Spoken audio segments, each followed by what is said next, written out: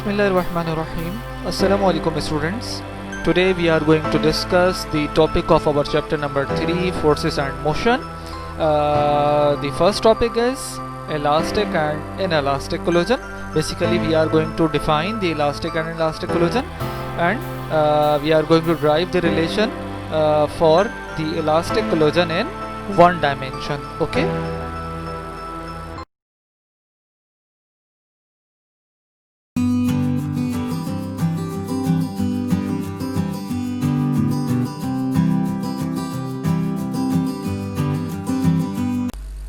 Now students, we are going to define the elastic and inelastic collision. Here we have the definition of the elastic collision, which is very simple. Now such type of collision in which the linear momentum and the kinetic energy are conserved is called the elastic collision. Okay, now here we have very simple representation of the elastic collision. Now such type of collision in which the linear momentum is conserved but kinetic energy is not conserved is called inelastic collision. Now these are the representations of the inelastic collision. Now students, here we are going to define the elastic collision in one dimension, then we will derive the formula for it. Okay, now we can simply define it as the elastic collision in which the two objects move along the same line before and after the collision is called collision in one dimension. Okay. Now students, we are going to derive the relation for the elastic collision in one dimension. Okay, now this is a very simple derivation.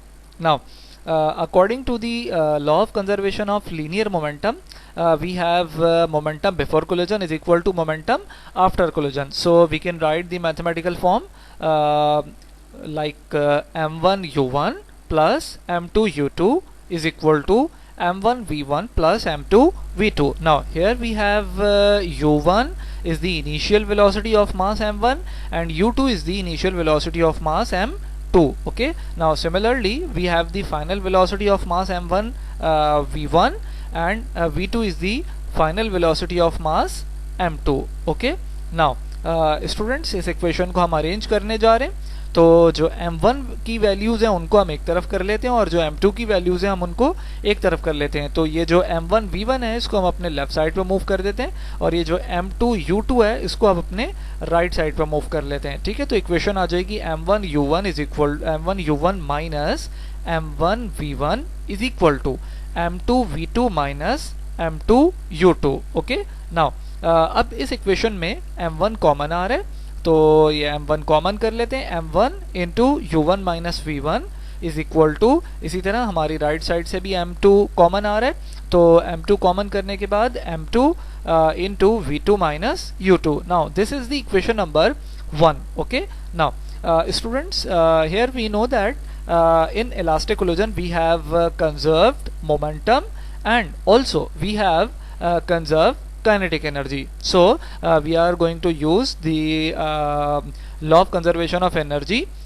for the elastic collision in one dimension. Okay, now which is in the form of kinetic energy, means kinetic energy before collision is equal to kinetic energy after collision. ठीक है students, ये formula अगर हम represent करें mathematical form में तो ये कुछ इस तरह होगा, half m1 u1 square plus half m2 u2 square. यहाँ पे जो हाफ m1 u1 स्क्वायर है ये जो हमारा फर्स्ट मास है m1 मास है उसकी काइनेटिक एनर्जी है. ठीक है, u1 इसकी इनिशियल वेलोसिटी है और इसके बाद हमारे पास ये जो हाफ m2 u2 स्क्वायर है ये सेकंड मास की काइनेटिक एनर्जी है. ठीक है, u2 is the initial velocity of mass m2. ठीक है, नाउ जब इसको हम फाइनल यानी आफ्टर कोलिजन हम लिखेंगे तो is equal to half m1 v1 square. v1 is the final velocity of mass m1. So ये जो फॉर्म है हमारे पास ये काइनेटिक एनर्जी और आफ्टर कोलिजन. ठीक है, plus half m2 v2 square. Now students again आप अपने m1 मासेस को एक तरफ कर लीजिए और m2 को एक तरफ कर लीजिए, ठीक है।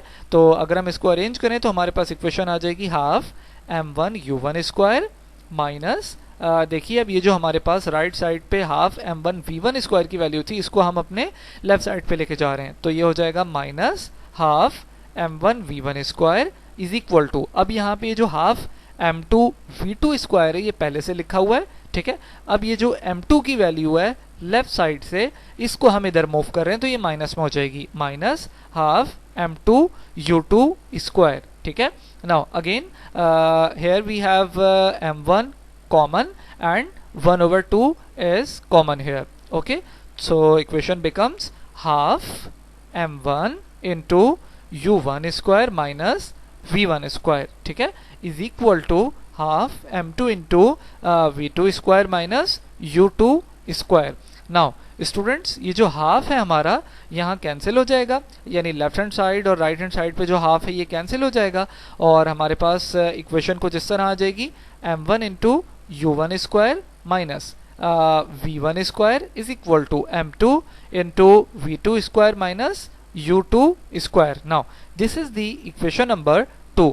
नाउ स्टूडेंट्स यहाँ पे हम अपनी जो इक्वेशन है इक्वेशन 1 और इक्वेशन 2 इन दोनों को डिवाइड करने जा रहे हैं, तो dividing equation number 1 and equation number 2, देखिए इक्वेशन नंबर 2 को हम पहले लिख रहे हैं और उसके बाद डिनोमिनेटर में इक्वेशन 1 को लिख रहे हैं, ठीक है, हमारी कैलकुलेशन में इससे आसानी हो जाएगी। नाउ तो m1 into u1 square minus v1 square divided by m1 into u1 minus v1 is equal to m2 into v2 square minus u2 square divided by m2 into v2 minus u2। Now students यहाँ पे हमारा ये जो m1 cancel हो जाएगा, इसी तरह right hand side पे m1 और m2 कैंसिल हो जाएगा, ठीक है। तो अब इक्वेशन हमारे पास कुछ इस फॉर्म में आ जाएगी, यानी u1 square minus v1 square divided by u1 minus v1 is equal to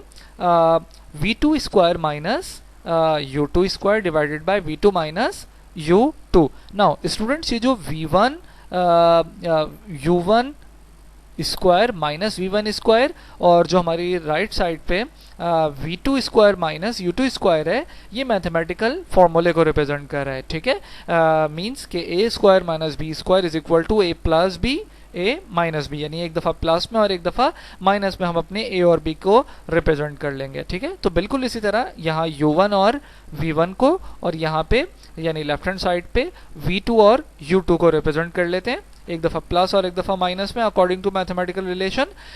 now students तो इक्वेशन हमारे पास कुछ यूँ आ जाएगी, ये जो हमारे पास स्क्वायर था इसको हमने फॉर्मूला अप्लाई किया है, ओके। नाउ तो u1 plus v1 into u1 minus v1 divided by u1 minus v1 is equal to v2 plus u2 into v2 minus u2 divided by v2 minus u2। Now students ये जो bracket है minus वाले ये denominator और numerator में cancel हो जाएंगे right hand side पे और लेफ्ट हैंड साइड पे, ठीक है। तो जब ये कैंसिल हो जाएंगे तो फाइनली हमारे पास जो रिजल्ट आएगा वो होगा u1 plus v1 is equal to v2 plus u2। Now this is the representation of this derivation, okay। Now students अब हम अपने इन दोनों ऑब्जेक्ट्स यानी m1 और m2 इन दोनों की फाइनल वेलोसिटीज यानी आफ्टर कोलिजन जो वेलोसिटीज हैं लाइक v1 एंड v2 उसको फाइंड कर सकेंगे, ठीक है। ये फॉर्मूला हमारे लिए इम्पॉर्टेंट है जिसकी बेस पे हम अपनी v1 और v2 यानी फाइनल वेलोसिटीज अपने m1 मास और m2 मास की फाइंड कर पाएंगे, ठीक है। Now students here we have the value which we have derived in last slide, u1 plus v1 is equal to v2 plus u2, ठीक है। अगर हम इस इक्वेशन को एक और रिप्रेजेंटेशन देना चाहें तो वो कुछ यूँ हो सकती है कि हम अपनी u जो वैल्यूज़ हैं u की जो वैल्यूज़ हैं यानी जो इनिशियल वेलोसिटीज़ की रिप्रेजेंटेशन है उनको एक साइड पे रिप्रेजेंट कर लें और जो v की वैल्यूज़ हैं उनको एक साइड पे रिप्रेजेंट कर लें। ठीक है, यहाँ मैं अपने u को अगर राइट हैंड साइड से लेफ्ट हैंड साइड पे लेके जाऊँगा तो u1 minus u2 is equal to, अब यहाँ पे देखिए v2 माइनस v1 है तो इसमें से माइनस कॉमन कर लेंगे। ठीक है, तो माइनस कॉमन करने के बाद हमारे पास आएगा minus into v1 minus v2। ठीक है, ये इनिशियल वेलोसिटीज की रिप्रेजेंटेशन है और ये फाइनल वेलोसिटीज की रिप्रेजेंटेशन है। ठीक है, now we are going to find the value of the v1। Okay, अब देखिए ये जो हमारे पास इक्वेशन है u1 plus v1 is equal to v2 plus u2। ठीक है, हमें v1 फाइंड करने जा रहे हैं हम। ठीक है, तो जो वैल्यू हमें फाइंड करनी है इस इक्वेशन से उसके अपोजिट दूसरी वैल्यू को हम फाइंड कर लेंगे। यानी अगर हम v1 वैल्यू को फाइंड करने जा रहे हैं तो हम अपने इस फॉर्मूले से v2 की वैल्यू को फाइंड करेंगे। ठीक है, अगर मैं यहाँ से v2 को अरेंज करूँ तो ये जो u2 है ये हमारे पास लेफ्ट हैंड साइड पे चला जाएगा। ठीक है, तो ये वैल्यू आ जाएगी v2 की, v2 is equal to u1 plus v1 minus u2। ठीक है, नाउ अब हम क्या करेंगे, अपनी इस v2 की वैल्यू को जो हम लास्ट स्लाइड में अपनी इक्वेशन फॉर्म कर आए, लाइक मैंने उसको इक्वेशन नंबर 1 फॉर्म किया था, तो which is m1 into u1 minus v1 is equal to m2 into v2 minus u2। ठीक है, ये हमारी इक्वेशन नंबर 1 थी। तो अपने इस v2 की वैल्यू को उठा के हम इक्वेशन 1 में पुट करने जा रहे हैं। ठीक है, now putting the value of v2 into equation number 1, we get m1 into u1 minus v1 is equal to m2 into u1 plus v1 minus u2 minus u2। Students, ये जो v2 की value मैंने यहाँ put की है इसको मैंने red से हाईलाइट किया है। ठीक है, नाउ अब इसको जरा सिंप्लीफाई करते हैं, तो ये जो m1 और m2 है इनको इस ब्रैकेट में मल्टीप्लाई कर देते हैं, मींस के ब्रैकेट ओपन कर देते हैं। ठीक है, तो m1 u1 minus m1 v1 is equal to m2 u1 plus m2 v1। ठीक है, नाउ m2 इससे माइनस u2 से मल्टीप्लाई होगा तो माइनस m2 u2। ठीक है, इसी तरीके से माइनस m2 u2। ठीक है, नाउ स्टूडेंट्स अब इसको मजीद सिंप्लीफाई कर लीजिए हमारे पास, मगर हम इसको सिंप्लीफाई किस तरह करने जा रहे हैं कि ये जो हमारे पास माइनस की वैल्यूज़ हैं जो हमें यहाँ पर हाईलाइट हो रही हैं कि ये दोनों सिमिलर वैल्यू हैं, तो ये दोनों प्लस हो जाएंगी वैल्यूज़, और यहाँ हम क्या कर रहे हैं, अपनी जो m2 u1 है उसको लेफ्ट साइड पे लेके जा रहे हैं, और ये जो माइनस में वैल्यू है m1 v1 की इसको राइट हैंड साइड पे ला रहे हैं। तो जो माइनस वैल्यू है ये राइट हैंड साइड पे आके प्लस हो जाएगी, और ये जो प्लस वाली वैल्यू हमारे राइट हैंड साइड पे लिखी हुई है m2 u1 ये लेफ्ट हैंड साइड पे जाके माइनस हो जाएगी। तो अब इक्वेशन को जिस तरह आ जाएगी देखिए, m1 u1 देखिए ये एज इट इज आ गया, फिर उसके बाद ये जो m2 u1 की वैल्यू है ये दूसरी तरफ जाके यानी लेफ्ट हैंड साइड पे जाके माइनस हो जाएगी। ठीक है, इज इक्वल टू, अब ये जो माइनस m1 v1 था ये राइट हैंड साइड पे आके प्लस हो जाएगा। ठीक है,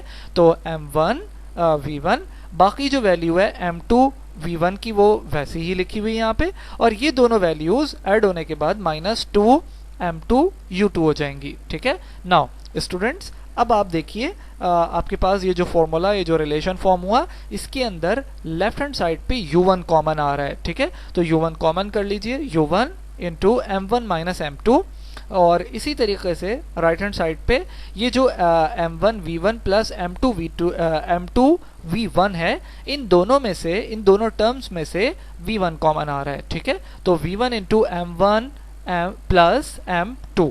okay, now minus 2 m2 u2 ये हमारे पास वैल्यू एज इट इज आ जाएगी। ठीक है, अब हम क्या फाइंड करने जा रहे हैं, हम बेसिकली अपने v1 को फाइंड करने जा रहे हैं। ठीक है, तो क्या करते हैं, v1 की वैल्यू को एक तरफ कर लेते हैं, यानी ये जो हमारे पास माइनस में 2 m2 u2 की वैल्यू है इसको लेफ्ट हैंड साइड पे मूव कर देते हैं। ठीक है, तो u1 into m1 minus m2 plus ये वैल्यू माइनस में जब इस तरफ आएगी लेफ्ट हैंड साइड पे तो प्लस हो जाएगी। ठीक है, राइट हैंड साइड से minus value left hand side पे आएगी तो प्लस हो जाएगी, plus 2m2 u2 is equal to, और ये वाली जो वैल्यू है राइट हैंड साइड की वो एज इट इज यहाँ पर लिखी हुई है, यानी कि v1 into m1 plus m2। Now students अब इसी इक्वेशन को हम एक और फॉर्म में रिप्रेजेंट करने जा रहे हैं, और वो किस तरह कि हम सिर्फ अपनी राइट हैंड साइड की वैल्यू को लेफ्ट हैंड साइड पे और लेफ्ट हैंड साइड की वैल्यू को राइट हैंड साइड पे लिखना चाह रहे हैं, ठीक है।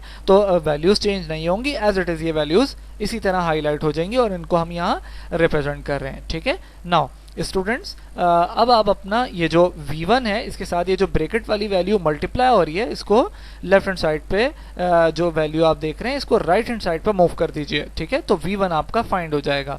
Now v1 is equal to इस पूरी वैल्यू यानी राइट हैंड साइड की पूरी वैल्यू से ये m1 प्लस m2 की वैल्यू आकर डिवाइड हो जाएगी, ठीक है। अब आप इसको एलसीएम में ब्रेक कर लीजिए, तो जब आप एलसीएम में ब्रेक करेंगे तो ये आ जाएगा v1 is equal to u1 into m1 minus m2 divided by m1 plus m2, ठीक है। फिर उसके बाद plus 2m2 u2 divided by m1 plus m2, ठीक है। नाउ स्टूडेंट्स फाइनली इस इक्वेशन को हम कुछ इस तरह रिप्रेजेंट कर लेते हैं, यानी ये जो u1 और u2 हैं मैं इनको सिर्फ इस तरह अरेंज कर रहा हूँ, ठीक है। इक्वेशन में अभी हमने कोई चेंज नहीं किया। तो finally we have the value of velocity v1 which is the final velocity of mass m1, okay। So the final velocity of mass m1 is v1 is equal to m1 minus m2 divided by m1 plus m2 into u1 plus 2m2 divided by m1 plus m2 into u2।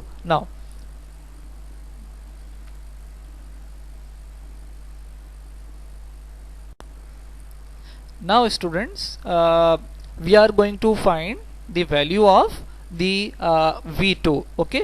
मगर यहाँ पर जो b parameters हैं वो बड़े simple हैं, यानी जो हम अपनी लास्ट स्लाइड में v1 की वैल्यू को फाइंड करने के लिए डिस्कस कर आए, यहाँ पर भी ये वही होंगे। तो अब हम जरा इसको देख लेते हैं एक मरतबा। सेम पैरामीटर्स हैं जो हम वहाँ डिस्कस कर आए। नाउ सिर्फ अब ये पॉइंट देखिए स्टूडेंट्स, अब हम अपने v2 यानी कि m2 मास की जो फाइनल वेलोसिटी है जिसको हम v2 का नाम दे रहे हैं या आफ्टर कोलिजन वेलोसिटी है उसको हम फाइंड करने जा रहे हैं। तो अभी हमने लास्ट स्लाइड में जो चीज़ देखी थी कि जो वैल्यू हम फाइंड कर रहे होते हैं उसके दूसरी वैल्यू, यानी कि अगर हम v2 फाइंड कर रहे हैं तो v1 की वैल्यू अपनी इस बेसिक इक्वेशन से फाइंड कर लेंगे, ठीक है। तो अपनी इस इक्वेशन से, जहां मेरा इस वक्त पॉइंटर मौजूद है, इस इक्वेशन से मैं अपने v1 की वैल्यू को फाइंड करता हूं। तो v1 is equal to v2 plus u2 minus u1, यानी सिंपल ये जो u1 है ये सिर्फ यानी राइट हैंड साइड पे मूव कर जाएगा, ठीक है। Now we have the value of v1। अब इस v1 की वैल्यू को उठा के वो जो इक्वेशन नंबर 1 हमने फॉर्म की थी उसमें पुट कर दीजिए।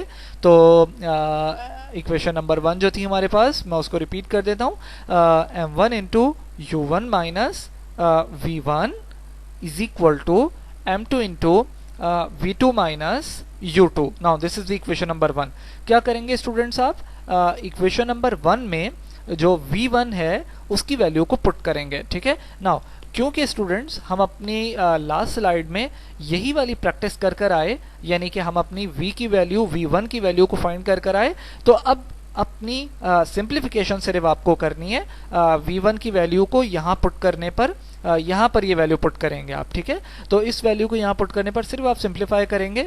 तो अब आप इस डेरिवेशन को आगे कंटिन्यू करेंगे और ड्राइव करने के बाद जो आपका रिजल्ट आएगा वो रिजल्ट v2 का कुछ यूं रिप्रेजेंट हो रहा होगा, ठीक है। तो इस इक्वेशन को आप ड्राइव कीजिए and your result will be like this, okay.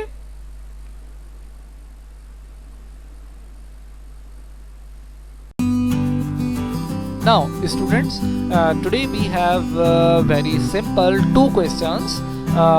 First, students आप न्यूटन क्रेडल जो है इसको फॉर्म करने की कोशिश कीजिए, ठीक है। और इसको फॉर्म कीजिए और इसको फॉर्म करने के बाद इसकी पिक्चर या वीडियो जो भी होती है एक छोटी सी, वो आप मुझे बनाकर सेंड कीजिए, ठीक है। नाउ दूसरा, give any example of elastic and inelastic collision. अच्छा, अब ये जो आप एग्जाम्पल देंगे ये वो एग्जाम्पल देंगे जो आपने इस लेक्चर में नहीं देखी, यानी जो पिक्चर्स मैंने आपको दिखाई कार्स की या बॉल्स की या जिस तरह भी जो भी आपने एग्जाम्पल्स यहाँ पे देखी हैं उन एग्जाम्पल से के अलावा, उन एग्जाम्पल्स के अलावा, ठीक है, आप मुझे इलास्टिक और इन इलास्टिक की एग्जाम्पल्स देंगे। Thank you so much students, have a good day.